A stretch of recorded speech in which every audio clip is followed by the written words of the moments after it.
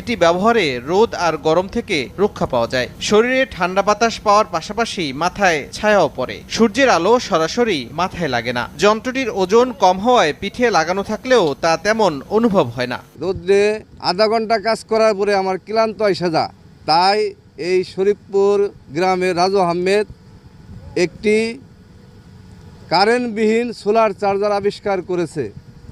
এটি আমি মাথায় দিয়ে আমার মনে হয় আমি সারাদিন কাজ করলেও আমার কোনো অসুবিধা হবে না। ধরেন এই মাঠে কাজ করতে যায় আধা ঘন্টা 40 মিনিট 1 ঘন্টা কাজ করার পরে আমার শরীর ক্লান্ত হয়ে যায়, আমার যায় বিশ্রাম করতে হয়।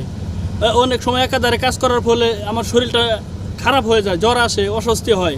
তো রাজু ভাইয়ের এই সোলার প্ল্যান দিয়ে আমি মাঠে কাজ করে দেখছি প্র্যাকটিক্যালিভাবে, তো অনেক স্বস্তি পাওয়া যায়। মাঠে কাজ করতে যে কষ্টটা হয় এই প্যানেলের জন্য আমার শরীরে কোনো ধরনের তাপ লাগতেছে না, মাথাটা অনেক ঠান্ডা আছে। দুই সাইডে